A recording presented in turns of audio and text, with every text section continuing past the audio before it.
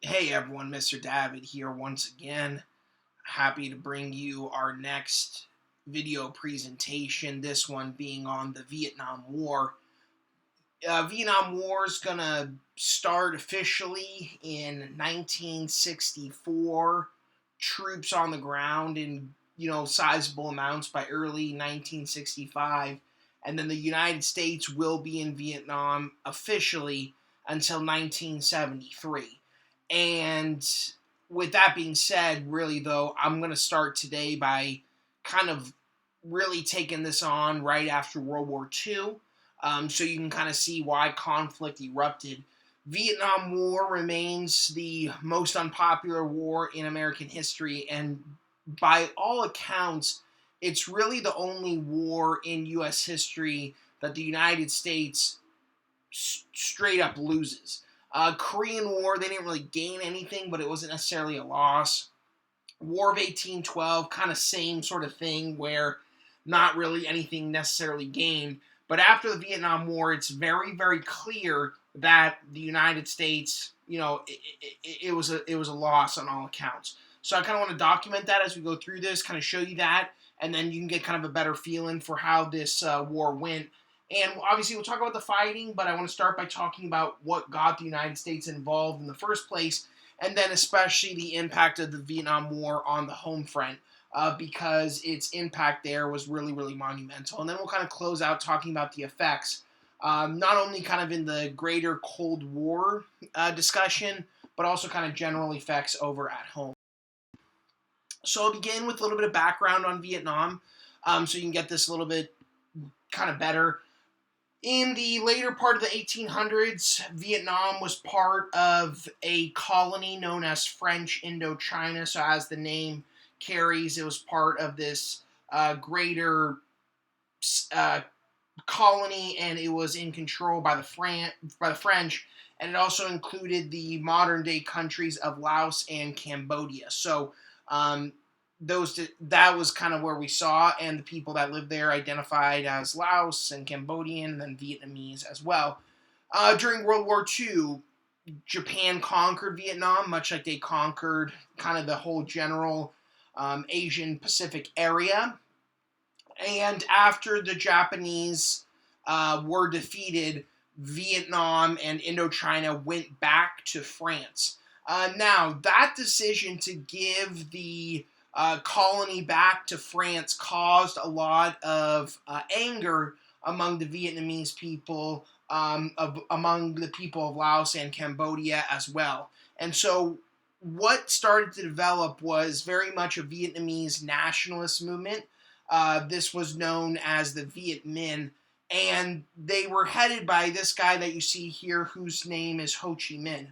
Ho Chi Minh, very much a Vietnamese nationalist above anything else. He wanted to establish an independent Vietnam separate from France. However, definitely as time kind of continued on, and especially because of the fact that France really did not want to give up the colony, his leanings not only became more and more nationalist, they also became more communist. And a lot of that had to do with the fact that Vietnam incredibly poor, and his kind of solution for fixing a lot of that poverty and inequality was through kind of communist ideas of land redistribution, kind of major social reform, and other stuff like that. So following World War II, what we're going to see is the French trying to hold on to Indochina and, Vietnam. And then what we're also going to see is the Viet Minh, his group of Vietnamese nationalists really fighting for independence. So that's kind of the context of the conflict. And then what happens over time is what we'll kind of see as we move through this. Kind of interesting here to see Ho Chi Minh. Ho Chi Minh was talking about Vietnamese independence for much longer than just right after World War II. But after World War II, he really thought that was the opportunity. And if we kind of go back to world history here, after World War II, Britain will largely kind of let go of their overseas empire, for the most part, relatively peacefully. And that had a lot to do with the fact that after World War II, they kind of realized, the age of imperialism for them was over. It kind of represented a more, dark time or whatever else. And then what we see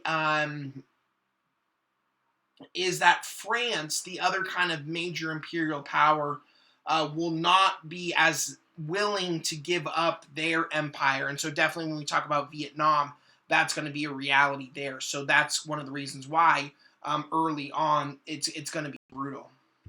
Okay, and just so you can see this on the map, here is the greater colony of Indochina, and you can kind of see it here where it is located, so you get a little bit of a better sense, geographically. Okay, so what I want to do now is I want to go through the responsibilities of each president in regards to getting the United States further and further into the Vietnam conflict. The war officially starts under Johnson, and it's really Johnson that intensifies the conflict to where actually there's American troops on the ground. But starting with Truman, every single president up to Johnson played a role in getting the United States more and more involved. And so in history, it used to always be, Vietnam's Johnson's war, it's LBJ's war, all the rest of these type of things. And although he's definitely the one that takes it and leads to armed troops on the ground, the reality is, and what you kind of want to realize here is all these presidents played a role into increasing the United States' commitment in the region. So we start with Truman. Well, remember, Truman was anti-communist. So because of the fact that he was anti-communist, he definitely did not want Vietnam to become independent under someone who was, by all intents and purposes, a communist under Ho Chi Minh. So during Truman's presidency, what that will mostly mean is providing lots and lots of financial aid to France, so France can be able to fight effectively. Again, really all financial here, not really military wise. Some military like advisor type stuff, but that's really the extent of it. That financial aid is going to basically be what allows France to hold on, because the reality is we remember that after World War II, France is in bad shape. France is in economic crisis, etc. So they really don't have the money to be able to fight the Viet Minh over in Vietnam. And so because of that, the U.S. money becomes even more important to grab onto. By about 1952, the U.S. was funding over 80% of the French bill for Indochina, so that's a lot of money.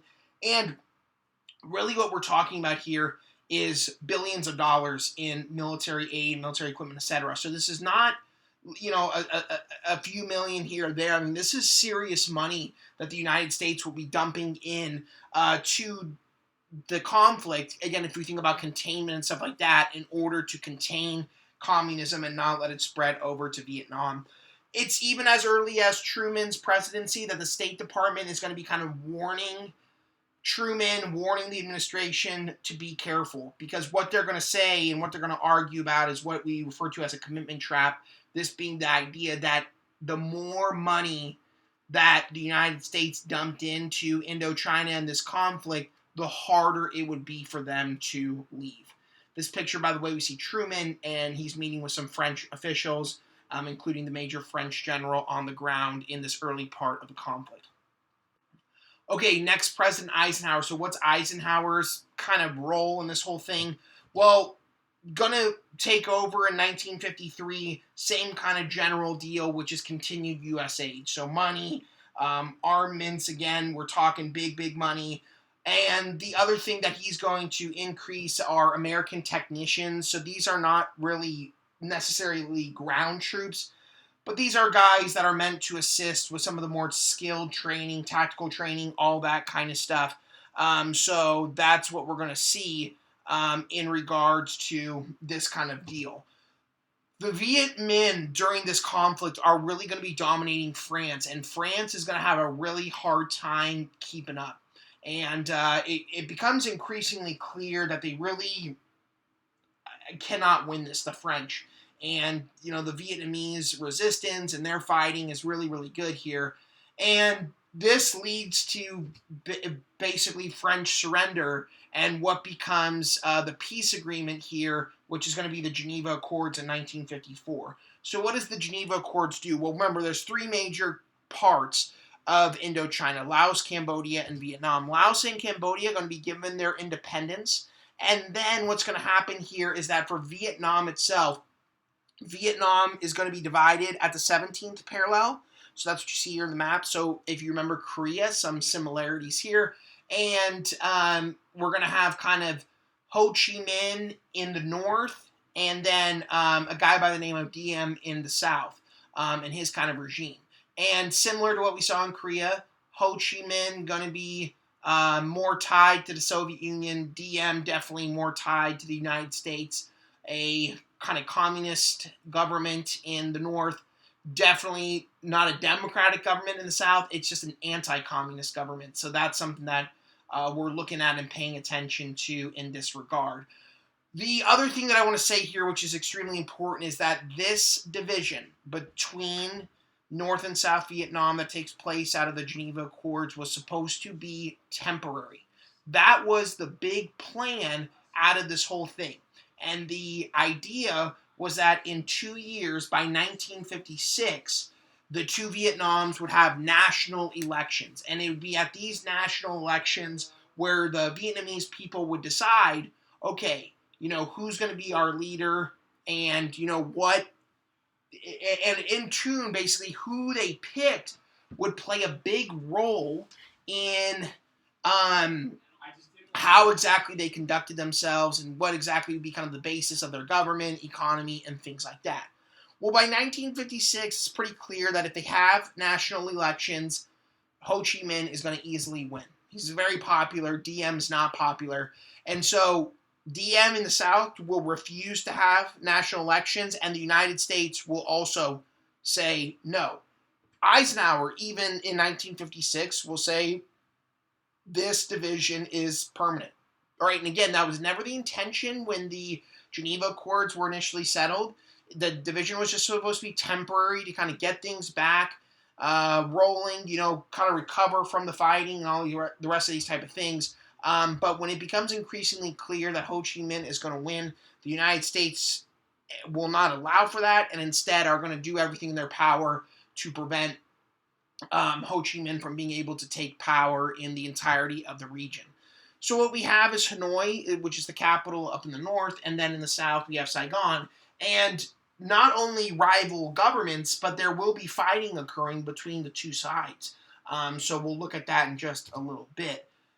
In addition, the United States will place South Vietnam in actually a military alliance pretty early on here, which is SEATO. SEATO is Southeast Asian Treaty Organization, and this is basically in the hopes of being able to militarily protect South Vietnam and, create this new South Vietnamese country that they hope will be kind of the standing point against communism here. So here we see in the map the division between North and South Vietnam. Okay, so here are two guys here. Here's Ho Chi Minh, and then here's Diem. So let's talk about this South Vietnam country that comes into play. What you want to realize is that very early on, this South Vietnam is sponsored very heavily by the United States. And the reason why is because the United States' aim was to create a stable and non-communist South Vietnam.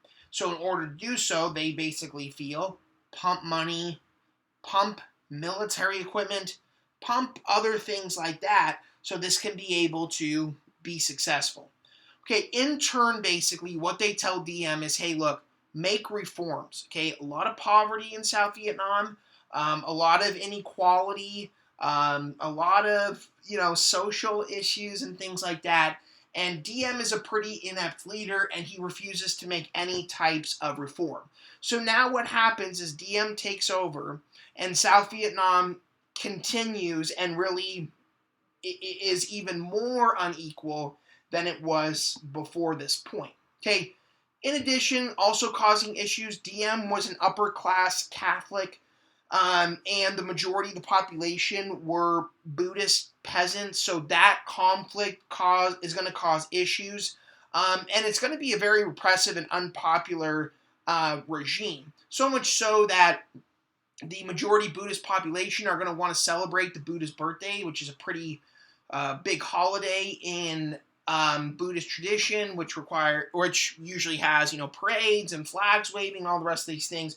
And DM refuses to allow them to do this. And again, this is a simple example, but it just shows you how inflexible this guy was and how he really did not do much to contribute to what the majority of the population wanted.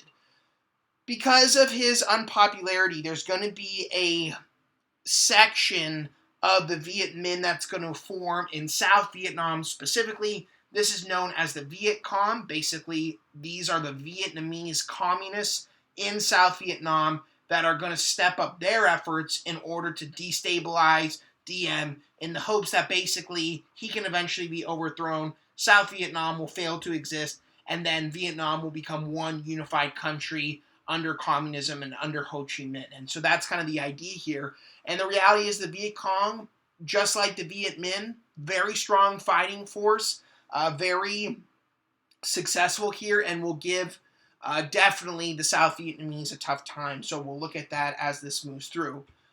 Same kind of thing here when we talk about Eisenhower, billions of dollars to DM, billions of dollars worth of military equipment, advisors, etc. And once again, that continued commitment trap and that continued move of more and more U.S. Pressure, presence, whatever else in the Vietnam region. And here, by the way, we see DM. And I just include this picture of Ho Chi Minh because these are the type of pictures we see of Ho Chi Minh. Much more popular, much seen as real friendly and, all the rest of this stuff. And then on the opposite end, we have DM, who doesn't even allow basic practices to come into play. Okay, so let's talk about Kennedy and what happens in Vietnam under his presidency, which is just more and more U.S. involvement than ever before. Same kind of thing, more money, more weapons, more helicopters, and even more advisors, about 20,000 military advisors in Vietnam under President John F. Kennedy. So once again, pushing the United States further and further towards commitment. In the Battle of Apac, which again, we don't really do military here, but this is important because this is a battle between the Viet Cong and the ARVN. The ARVN is the South Vietnamese Army. And this battle really showed the United States just how weak the South Vietnamese Army was. At this battle, the South Vietnamese military outnumbered the Viet Cong in huge numbers, yet they refused basically to attack. And out of this, lives lost, military equipment lost, again, kind of showing that if the United States really wanted to win in Vietnam and defeat the Viet Cong, even as much money as they were giving military advisors, whatever else, it was just not going to work in order to make this a reality. So that's another kind of important thing that you want to be paying attention to. As far as DM is going to be concerned, continued issues and continued problems, really no internal reform that he sets up, and this is going to cause heavy protests and heavy backlash throughout the country. When he refuses to allow the flying of Buddhist flags and other things like that, Buddhists will protest, again, the majority of the population. So much so, and I'll show you this, that Buddhist monks will even set themselves on fire in the middle of the street.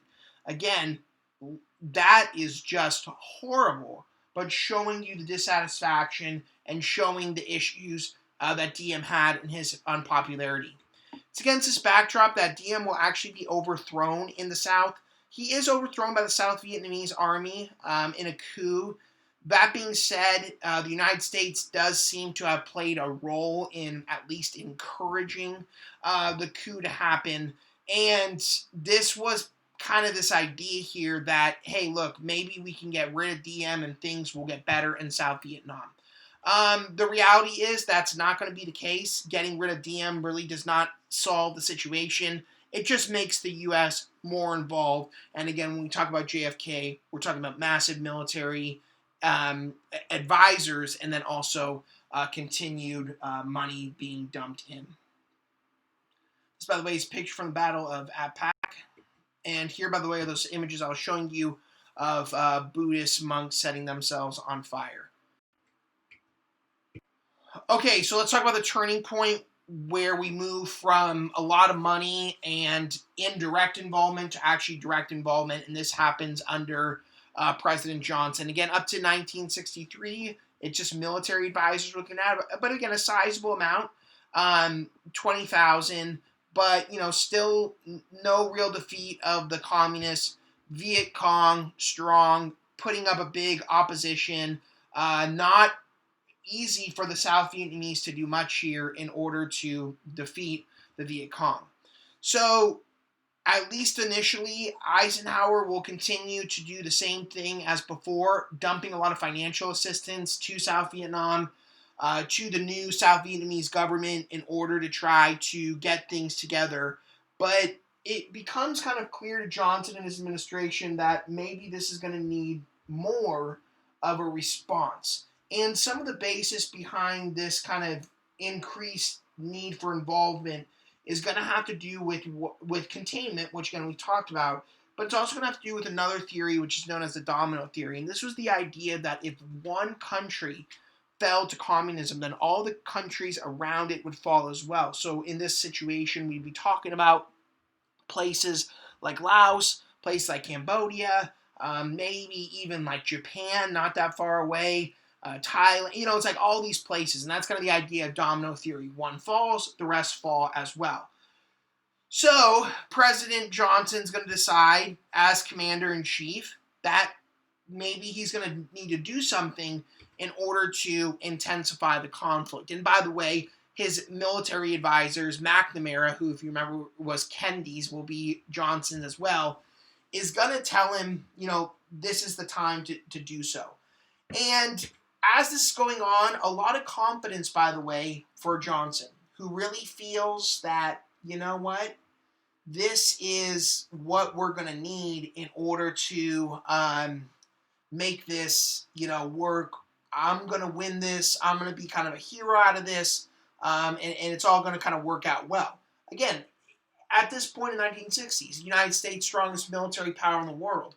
Certainly the idea here was that they could beat this, poor country of peasant farmers. Very wrong. But at the same time, showing kind of U.S. arrogance at this point in time.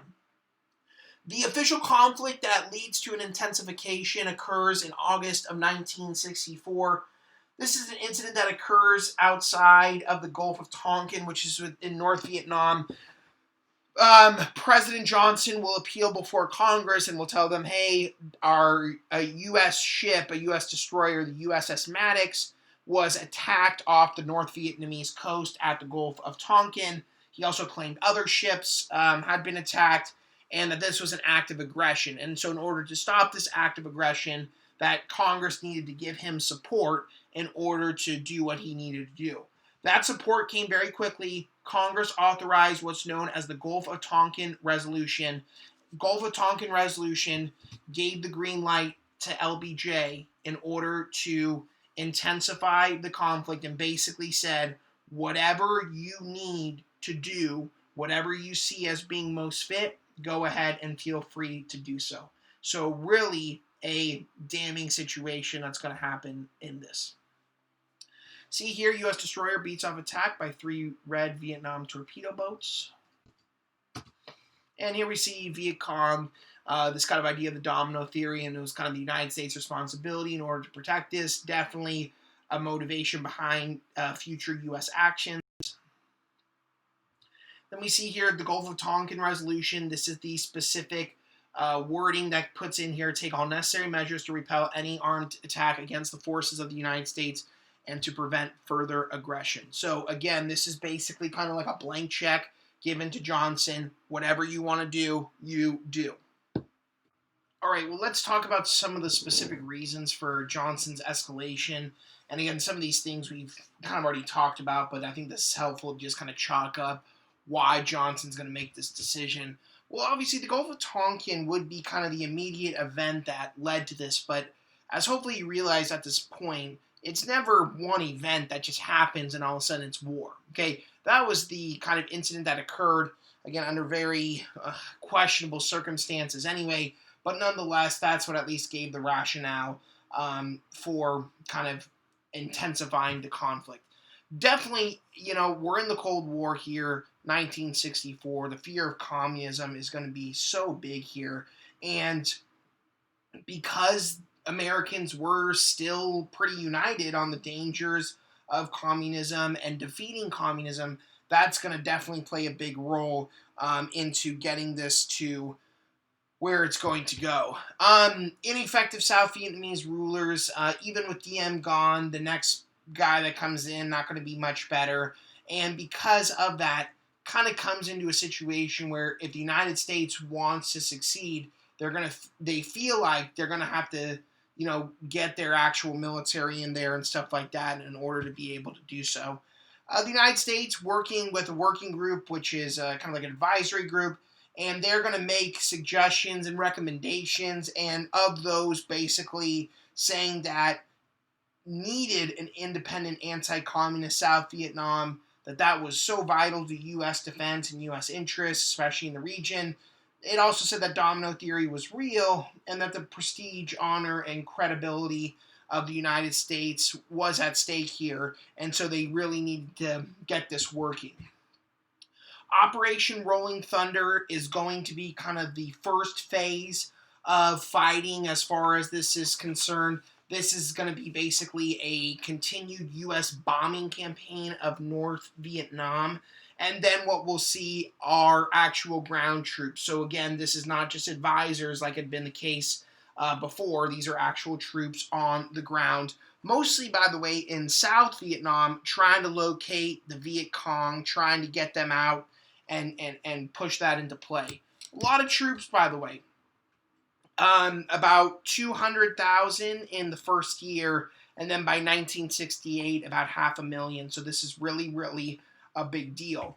What the United States is going to realize, unfortunately for them, is that it's not going to be very easy to get the Viet Cong out of South Vietnam. They're going to have a lot of trouble in being able to do so. They are not very well assisted by the South Vietnamese military, and this will not be the easy victory that Johnson and so many others had anticipated and thought it might be. This, by the way, is what we see from Rolling.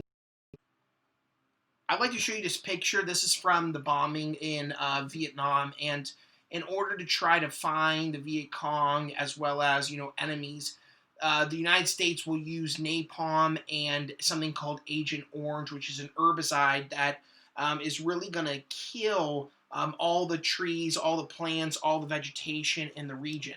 And what you want to realize here is that this obviously destroys, as you can see, this is a before and after, the kind of whole environmental dynamic here. And then the other thing that happens as a result of this is that this stuff is extremely toxic. So for our soldiers, a lot of them will get very sick when they come back from the war because of them inhaling this, and especially for the Vietnamese people, obviously, this is something they're going to be super exposed to. Okay, so when I first started this today, I told you that Vietnam was the U.S.'s, and it still remains the U.S.'s really only defeat. And if you don't know that now, I'm telling you that's the case. But I think it's important to talk about why this is going to happen. So anyways, a couple things to make comment of here. First off, the U.S. strategy that they will be employing will be flawed. It's just not a very sound military strategy. And really, you have to think about what they were trying to do. They were trying to advise, support, and strengthen the South Vietnamese government politically, militarily. This is basically doomed from the start and never gets much better. And again, some of that, it's like they don't really make them reform necessarily. They continue to give them aid, other stuff like that. It's just not very sound. Military force, this is also going to be a problem because the United States decides, hey, we have this really strong military. That's how we're going to win in Vietnam. Wrong again. Because another thing that the United States said was, hey, if we want the Vietnamese people to realize that we're the liberators and we're there to help them, we need to win over their hearts and minds. And that's what was the phrase used. And that's why actually you see this picture of a U.S. soldier with some Vietnamese kids. This was kind of the hope that this is what would happen, and the Vietnamese would see the United States as being there for them, and that democracy and non-communism was the way to go. But the reality is, much more common than this is going to be indiscriminate bombing, burning down villages, other things like that. And so when that happens, how can you expect to win over the hearts and minds of a people? It's just not going to happen. And so because of that, the United States didn't really have much support from the South Vietnamese people to begin with anyway, but it's going to get much, much worse as time goes on, especially because for many of these South Vietnamese people, their entire way of life is going to be pushed away by this. They're going to be forced to move to the cities because their villages are being bombed. Families will be separated. Even what we're going to see is situations, quite a few, of poor Vietnamese women turning themselves to prostitution because of the high demand from U.S. soldiers. Obviously degrading, instances of STDs, other issues going on there as well. So this is really, really problematic. A great example of losing the hearts and minds and the support is going to be an incident that occurs with the My Lai massacre, where basically U.S. troops are going to come in and kill hundreds of unarmed civilians because of the communist threat. So this is another problem here as well that is really going to be not very good either. For as much as there's failures of the South Vietnamese military and there's failures of the United States, there are a lot of strengths of the Viet Cong and the communists, much better at winning the hearts and minds of the peasantry. Okay, and again, for a poor population, their promises of land reform and social reform would obviously be extremely appealing. They were also a very strong military force. They knew the geography of the region well, and they were able to hide out very successfully, and it was really hard for the United States to find them. I kind of mentioned earlier the weaknesses of the South Vietnamese military, the ARVN. One of their biggest things was a reluctance to attack and a reluctance to be aggressive. So that obviously did not help the United States and their causes and what they were trying to do. So obviously problematic there. Search and destroy is going to be kind of the major military mission of the United States and Vietnam, coming into towns, villages, trying to find where the Viet Cong were hiding. Well, this is not going to be good, because what this also is basically they're going to burn down villages where there are no communists, and it just does not work out well at all.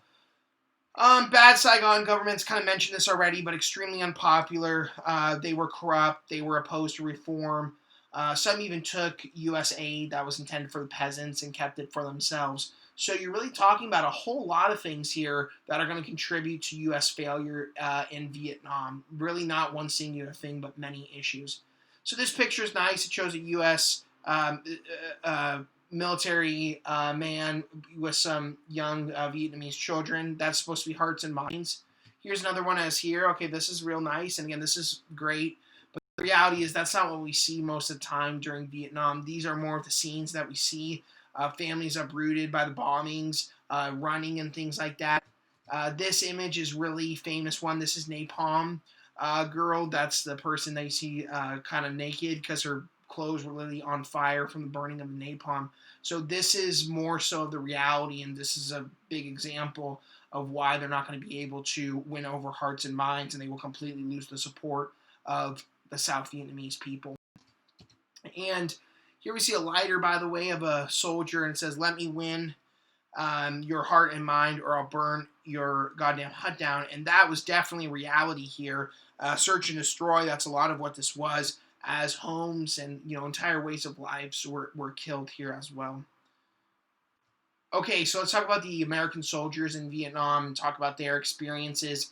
This would also be a reason for failure specifically. So first off, there's going to be a lack of unity among U.S. forces. U.S. soldiers, due to the draft, only served for a year or so. There was a lot of movement from battalions, teams, etc. So because of that, there's going to be a lack of cohesiveness that's really going to affect things. U was oftentimes put on soldiers' helmets by themselves. Stood for we the unwilling, led by the unqualified, doing the unnecessary for the ungrateful. And so that kind of shows you right then and there what many soldiers in Vietnam felt about their role. Not wanting to be there, okay, not respecting of their generals and those higher up in command, doing something that was unnecessary, and then also for people, I mean, ungrateful is one way to put it, but maybe another way to put it is they don't want them to be there, period. So something else to kind of keep in mind as well. Black soldiers already, as we know, facing a tough time in the United States with the civil rights movement, with discrimination, with racism, etc. Big issue here as well in the United States military, as they will serve disproportionately on the front lines, and because of that, they will suffer a very much disproportionate number of casualties. So again, disproportionate to their amount, but nonetheless, what's going on. In a similar way, the selective service or the draft that's employed during Vietnam is definitely something that is going to see primarily people fighting of working class and poor backgrounds. This had a lot to do with the fact that you could get educational deferments and medical deferments. So educational, pretty obvious. We have instances of people literally enrolling in college just to avoid serving in Vietnam. Again, that's something that you have to have kind of money to be able to do, especially in the 60s. We also see, again, people higher socioeconomic class being able to get a doctor to sign off on something about, having a medical condition to exempt them from the war as well. So we're really talking about a lot of working class, poor Americans that are going to be serving in the U.S. military during Vietnam, oftentimes referred to as a poor man's war, unfortunately. There's going to be issues with Army officers and kind of your ground soldiers or your regular troops. A lot of disagreements between them, a lot of disrespect, even to the point where there's going to be instances of fraggings, which is basically when ground troops try to kill their officers through, throwing grenades at them, suppose an accident or during a battle or something like that. I mean, these are the type of things that occur as there's huge tension, disagreement between the two sides.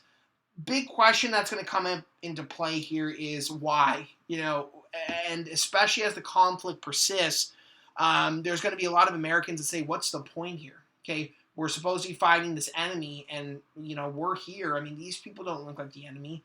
This doesn't look that scary. We're supposed to be fighting this for communism. It almost turns into a situation where we're saying, why even bother? Okay, who even cares if this random country, all the way around the world, they decide to become communist? Why does that even make a difference? And again, kind of going back to military tactics, search and destroy, pretty ineffective. What happened was that was very hard for United States troops to come in time to actually locate Viet Cong guerrilla fighters. Usually by the time they got there, they were already gone, so pretty worthless there as well. And we also have soldiers in Vietnam frustrated with the war, not wanting to be there, etc., kind of looking and seeking comfort elsewhere. We have a high percentage, relatively high percentage of soldiers catching STDs, suffering drug use, alcohol abuse, PTSD, other things like that. So that's definitely going to be a reality for a lot of our soldiers. And for a lot of them, when they come home, these issues will follow them. Some looks at some of the fighting, by the way, from Vietnam. And here, by the way, a look at what oftentimes happened with search and destroy. The troops would hear that there were Viet Cong in some village or some place. They'd show up. By the time they showed up, even if they were there, they'd be long gone. But in order to try to find them, they would, burn down the area. And what happened as a result is they really burned down villages, homes, huts, etc., of everyday normal Vietnamese who now had their livelihood destroyed. Okay, let's talk about Vietnam on the home front. So what's happening as this is going on? Most unpopular war in American history, and there's a few reasons for that. Some of which I kind of conveyed earlier. This kind of whole question of why soldiers were even there. That's going to reach the American people, and that has a lot to do with the fact that Vietnam is the first televised war in American history. And so because of that, there will be reporters regularly reporting really every night. They're going to be bringing the coverage of the war. They're going to be showing the realities of what was going on. And what TV and media will show are these type of things that we're seeing. They're going to show soldiers' frustrations. They're going to show the United States not doing very well. They're going to show, poor Vietnamese people screaming and crying and their houses, huts burned down, and stuff like that. So television and media really brings the war right to people's living rooms, and it doesn't take much for the American people to realize that this is a big, big mistake. So unpopular is Vietnam that college and university protests will start pretty early on. And then these protests will become even more widespread. We'll see soldiers come back from Vietnam. They'll be leading protests, other types of things happening on a relatively quick timing, showing dissatisfaction. Chants, hey, LBJ, how many boys have you killed today? These are some of the things that come into play that really show just how unpopular this is. Things get worse when, obviously, again, we've been talking about how much money Vietnam costs. Well, finally, in 1967, the government has to increase taxes by 10%. Doing so is, once again, going to infuriate the people even more. More and more protests, more and more people saying no more war, and more, even if you're not protesting, more and more disapproval, more and more people saying, hey, this was a mistake. And why are we even fighting? Turning to basically the majority of the population with that sentiment. Throughout this time, LBJ would go on to TV, go and do interviews, and he'd say, hey, look, I know it's tough, whatever else, but, we're going to make it, and just, wait, and we'll get there. And some Americans sort of believed him, but in 1968, there's a military movement from the North Vietnamese known as the Tet Offensive. This is an offensive where they went against South Vietnamese sites and military installation, as well as South Vietnamese cities, and it was all covered on TV. And what shocked Americans was the fact that the North Vietnamese and the Viet Cong were able to move so quickly into South Vietnam and so easily with very little resistance. When this coverage is shown, it's very clear to the American people, we are not winning. Okay, we are not in this great spot that LBJ has been telling us. And again, it largely took that to kind of figure this out. And again, dissatisfaction already high, but this is going to be kind of a key moment. And again, Tet Offensive is interesting because the United States is able to fend off the attack with the South Vietnamese military, but not before many Americans are killed. Many South Vietnamese, both military and civilians, are killed. Many North Vietnamese Viet Cong killed as well, and not until, it really came down to the wire there. So really kind of problems here. Again, role of television media is really something that's going to be big. TV photos, coverage showed the realities of the war. Again, Johnson saying, oh, we're winning, we're doing well. Well, again, it's not going to take very much to realize that's going on. News and media, just like, currently that we're in, showing the protest and showing basically just how upset people were and that they were sick of this war. Ultimately, what you want to realize as far as failure in Vietnam had a lot to do with the fact that South Vietnam was a fake country. And I don't mean that in in a negative way necessarily. But what I do mean is that the United States basically creates South Vietnam in order to stop communism from spreading to an entire country. And the reality is, it never had public support. The only reason it was basically able to survive was because of the fact that the United States pumped so much money and so much assistance into it. And the reality is that's something, but at the end of the day, all this money, all these other things cannot necessarily solve the problems at hand. So that's another really significant thing to kind of consider here. Here we see some protests. These are veterans. We won't fight another rich man's war. It's a lot of the criticism of Vietnam. Rich man's war, poor man fighting for them. Here are some of the protests that we see. Again, they originate really on college campuses, and then they'll expand much more to kind of the general population. Again, signs. If you've been, hopefully watching all the protests going on here, you see a lot of these same tactics used in order to make messages clear. And again, there's big strength in numbers. These big numbers are really going to show just how many people were upset and angry about the Vietnam War. So it's against this backdrop that, LBJ will make the decision after Tet that the United States kind of needs to de-escalate, but he's not going to be the one to do it, because the reality is Vietnam totally ruined LBJ's reputation.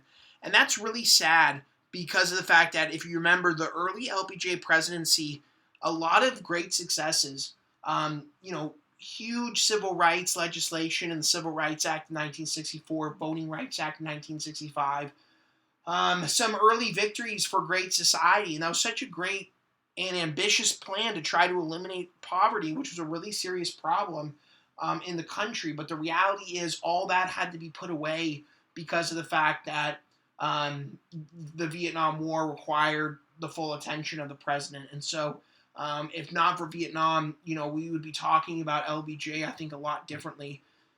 Remember also that in 1968, LBJ will make the decision not to run for re-election. Extremely rare that this happens. Even if you're semi-unpopular, the fact that you're already have been elected usually means you'll get some support. So the fact that that's not the case here at all, and the fact that LBJ decides not even to run, just shows how unpopular he had gotten.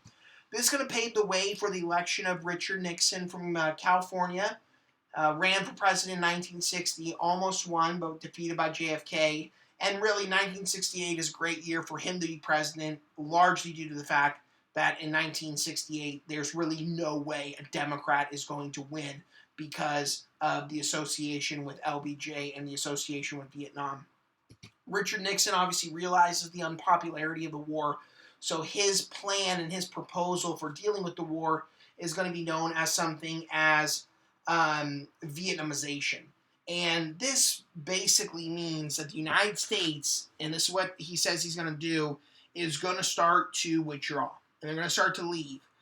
But that doesn't mean that the fighting's going to end. It just means that the South Vietnam government and the South Vietnamese military would take up the major fighting and responsibilities of the war. So that was Nixon's plan through this. With that being said, though, Nixon also emphasized something that was somewhat contradictory to Vietnamization, which is known as peace with honor.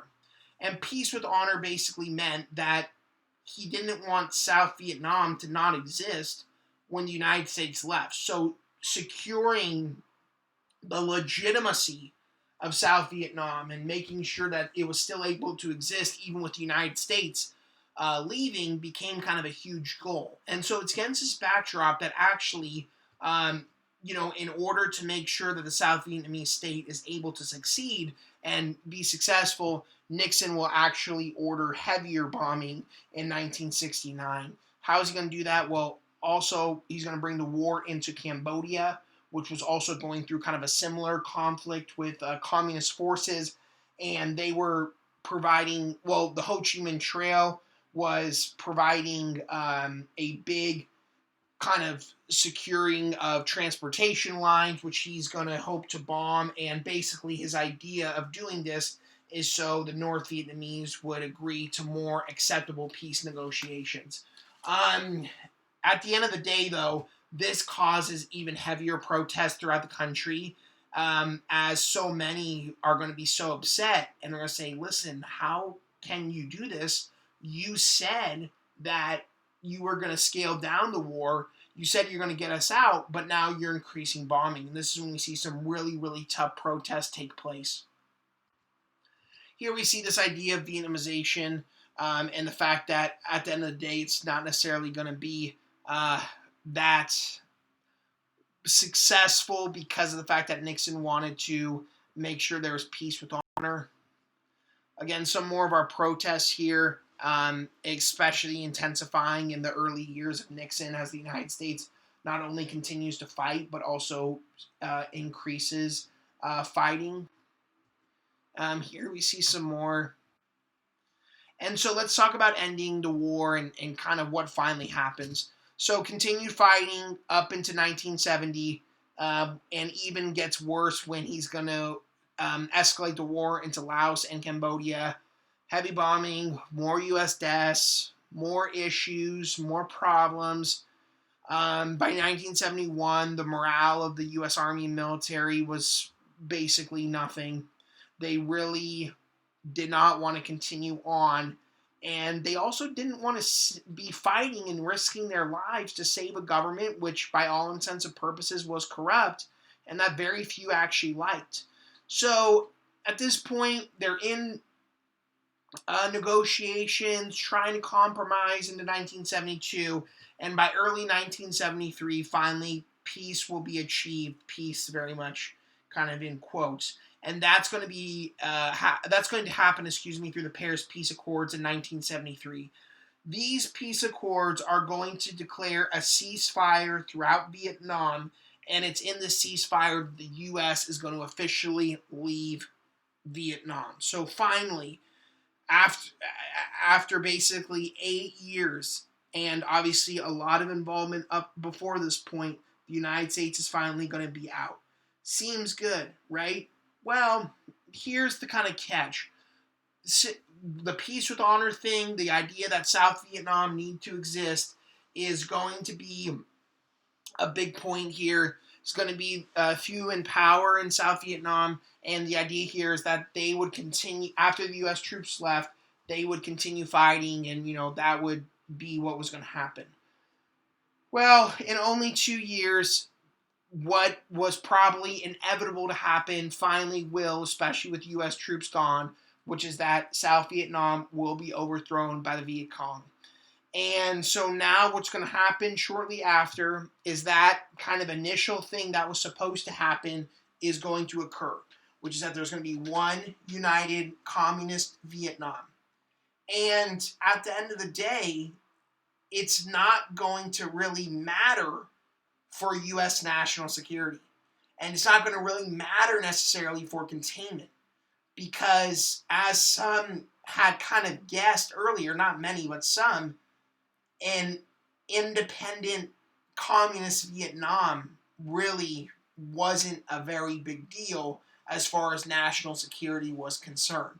Unfortunately, it took many lives lost, much money spent, and other issues, mistakes, etc., in order to finally figure that out. So let's talk about some of the effects of Vietnam and some of the things that we can say right away so we can kind of put this into perspective.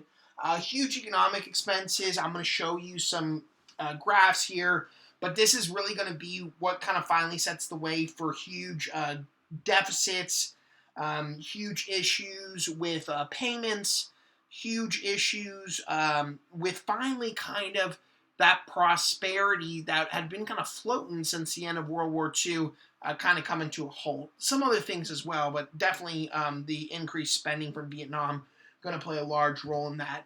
Kind of have mentioned this throughout, and that's the fact that Great Society will come to a unfortunate end.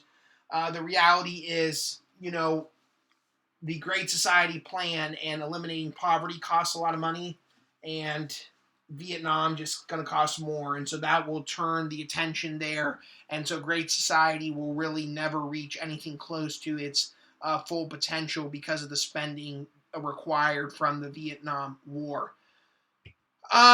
We're going to see a pretty big conflict that's going to occur between sides throughout the war period. We have the Hawks and the Doves. As the name implies, Doves for peace, Hawks for war. And as things continue on, that divide is going to become much, much worse. Nixon's years were probably the most divisive. Many Americans upset because he actually escalated the conflict, even though he said he was going to de-escalate. I talked to you about some of these major protests. I'll make a big comment, though, about kind of the most notorious one, which occurs at Kent State University over in Ohio, where students are going to be protesting and shots will be fired into the crowd from troops, and this leads to the death of 4 of the protesters. Again, it was peaceful. It was just getting a little, big, basically, and they were getting loud, and that was enough for, the troops to decide to fire into the crowd. A tragedy, by all intents and purposes, but also a show here that, the government was not necessarily all-powerful, all-knowing, and whatever else, and it was flawed. American casualties as far as the war is concerned, about 200,000 Americans killed or wounded. Again, about like 58,000 killed, about 150 so thousand wounded. Many lives definitely ruined as a result of this situation. Again, even for those that survive, many of the returning veterans will have physical, mental disabilities that will remain with them for most of their lives. Drug, alcohol problems that have developed from the tragedies and horrors of the war as well. So this is not a war that we talk about like World War II, where it's kind of this great sense of American unity and American pride and American victory. It's really something that's far more tragic. Here, by the way, we see the image from Kent State. This is a very famous image showing the horrors here of somebody being killed. This is another one that occurred in 1970 at Jackson State, where there was also students killed here as well. Again, very sad, very troubling. Here are your costs, by the way, from 1953 to 1974. So really since South Vietnam became independent. So this doesn't even include the money that was initially being given to France by Truman in order to fight. And, these are big numbers. 134 billion is the estimate, but then look at what that looks like more current to today, 2015, over $1 trillion. So that's just a massive amount of money. But nonetheless, what the United States dumps into this, and ultimately, again, for what? Look at this economic graph showing specifically 1968. Inflation up to 4%, income tax 10% increase, 9.5% devoted to war effort for GDP. Great Society, 94 billion on the war, only 14.9 on welfare. I mean, that's not even the same ballpark. And then education, 277 billion spent, 16% toward education, only 34% towards the war effort. That's a really, really sad reality that's going to come out of this. Okay, let's talk about the effect of the war on U.S. politics just a little bit, specifically. Big, obviously, issues between the president and Congress as a result of this, and really a damaged relationship by all intents and purposes. Because the reality is, we got to think about this. A lot of presidential power, a lot of presidential authority given with the Gulf of Tonkin resolution, and it really hurt Congress that they gave that authorization. So they're going to kind of say basically that they should have never really done that. LBJ's reputation definitely ruined by Vietnam. There's just no question about it. And the reality is most of the successes of the early LBJ presidency are going to be very much overshadowed by Vietnam. Nixon's reputation will be hurt, but not as bad. A lot of that has to do with the fact that he does finally get the U.S. troops out of Vietnam. But the other thing is that Nixon's reputation already gets ruined later by Watergate, and that's usually what we remember him for. So, is what is. In order to try to make sure that this never happens again, in 1973, we'll see the passage of the War Powers Act.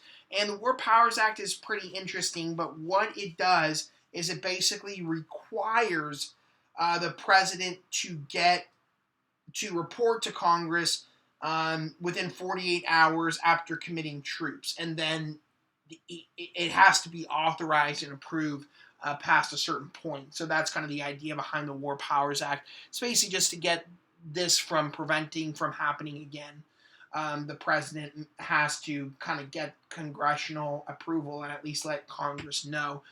Vietnam will also see the end of the draft. The draft so unpopular throughout Vietnam, seen as unfair, and from Vietnam till even today, the military is an all-volunteer military. So that's the way in which it's seen as kind of being able to be more effective. You don't get people to fight that don't want to. You get people to fight that are interested. And so that's what we've seen since. That's what we see right now, an all-volunteer army. I mean, they get paid. But I'm just saying they don't have to get drafted against their will, which is what happened in Vietnam. Vietnam also kind of a cautionary tale for the United States, and we will see a decline in U.S. interventionism following Vietnam. A couple things here and there, but really not huge U.S. military intervention in another country until Afghanistan following 9/11 and then Iraq in 2003. So definitely, at least for a little bit, the United States will be weary. Okay, let's wrap up by talking about the effect in kind of the Cold War as a whole. We saw this with Korea, but it was absolutely the case with Vietnam, showing West Europe as kind of being safe and that the Cold War focus had shifted to Asia. So that's definitely, we saw U.S. priorities there. Soviets will take this as an attempt to become more aggressive in Eastern Europe. Throughout the period of Vietnam, especially in the later part of the 60s, countries like, for example, Czechoslovakia in 1968 are going to try to liberalize and kind of institute more freedoms. The Soviet Union, kind of knowing that the United States was distracted in Vietnam, brought in a really, really tough military force to put down the kind of Czechoslovakia uprising known as the Prague Spring. Had not been for Vietnam, Soviet Union probably would have been a little more cautious in a really aggressive military action. But again, knowing that the United States was too busy and too preoccupied in Vietnam, they knew they could kind of get away with it. So that's definitely something to kind of look at there. One of the reasons why Nixon is going to kind of make the decision to that kind of it was okay to leave Vietnam, even if Vietnam would become communist, was the fact that the Sino-Soviet split, the split between China and the Soviet Union, is going to definitely be increasing at this point in time. And so that's going to make Nixon a little less fearful of communism and kind of this idea that it's okay to leave. Because the two big countries of communism, China and the Soviet Union, not only were not strong friends, they were basically becoming really, really bad enemies. This is going to kind of lend itself to detente a little bit later on, and we'll definitely see detente kind of be the policy following Vietnam and even a little bit before in the 1970s under Nixon. A lot of criticism from the U.S., including from U.S. allies who had traditionally not been critical of the United States, but they're definitely going to try to emphasize the fact that they didn't approve of this. They do not see this as being acceptable. And kind of points to something else, which is that Vietnam is definitely a lesson for the United States that if they wanted to win the Cold War, it was and they wanted to be, superior and they wanted the world to subscribe to their freedom and democracy, it was going to take much more than military might in order to be able to do so. So something else to be looking at and paying attention to in this regard here as well. Some lessons from Vietnam, a lot, but definitely fits into the Cold War situation, really showing U.S. vulnerabilities, really showing that the U.S. was not necessarily all powerful, not necessarily all dominant or anything like that, and that again, more than just military might in order to be able to win this. Couple images just to wrap up. Official duration of major American wars. We see that Vietnam is really the leader. The one that's not included on here is what happens after Gulf War, which is Iraqi freedom, Afghanistan, stuff like that. That would be actually longer than kind of Vietnam, but we'll talk about that a little bit later. In that situation, very complicated. Not to say Vietnam isn't complicated, but it's just a little more challenging. Okay, here's a little bit of your look of your casualties. So U.S. deaths at about 58,000, so that's pretty big. And then another 150,000 plus wounded as part of the casualty counts, and then a little bit of missing in action and some prisoners of war. And look at this here, which is that, yeah, a lot of American casualties, certainly, but look at the Vietnamese casualties. Those include soldiers, those include civilians, those include those living up in the north, those down in the south.